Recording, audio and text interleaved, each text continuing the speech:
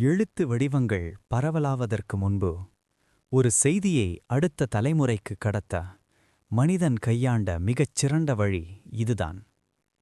வரலாற்றுப் பின்னணியில் இதற்கான 3 முக்கிய ஆதாரங்கள்: மெகாலித்திக் கலாச்சாரம், நடுகற்கள்.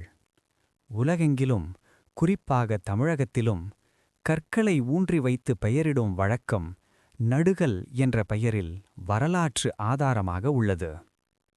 வரலாற்று உண்மை: ஒரு போரில் வீரமரணமடைந்த வீரனின் நினைவாக ஒரு கல்லை ஊன்றி அதில் அந்த வீரனின் பெயரை குறிப்பார்கள்.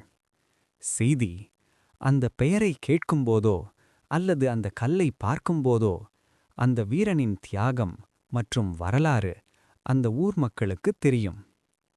ஆதாரம்: சங்க இலக்கியங்களில், புறநானூற்றில் பெயரும் பீடும் எழுதி நடுகல் நட்டது பற்றிய குறிப்புகள் ஏராளமாக உள்ளன. மெசபத்தோமியாவின் குடுரு ஸ்டோன்ஸ், பண்டைய பாபிலோனிய மற்றும் சுமேரிய நாகரிகங்களில் விவிலிய காலத்தோடு தொடர்புடையவை. எல்லைகளை தீர்மானிக்க கற்களை நட்டனர். வரலாற்று உண்மை: இந்த கற்களுக்கு தனித்தனி பெயர்கள் உண்டு. இவை நிலத்தின் எல்லைகளை குறிப்பதோடு அந்த நிலத்தின் உரிமையாளரின் வம்சாவழிப் பெயரையும் தாங்கி நிற்கும்.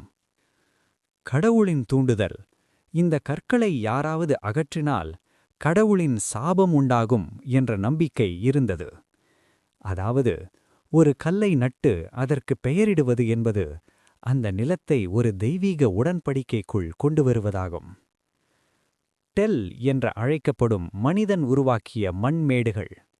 மத்திய கிழக்கு நாடுகளில், குறிப்பாக இஸ்ரேல் ஜோர்தான் பகுதிகளில் டெல் என்று அழைக்கப்படும் ஆயிரக்கணக்கான மண்மேடுகள் உள்ளன.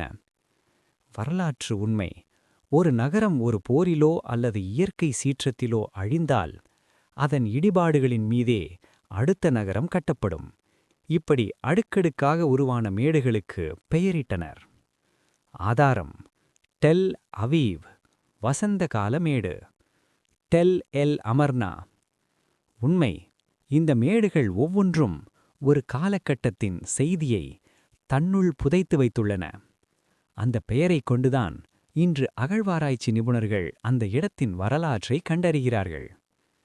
அறிவியல் மற்றும் மானுடவியல் பின்னணி: மனிதன் ஏன் இதை கடவுளின் தூண்டுதலால் செய்கிறான் என்பதற்கு ஒரு வலுவான காரணம் உண்டு. நில அடையாளங்கள்: மனித மூளை ஒரு வெற்று நிலத்தை விட ஒரு அடையாளமும் பெயரும் உள்ள நிலத்தை எளிதில் நினைவில் கொள்கிறது.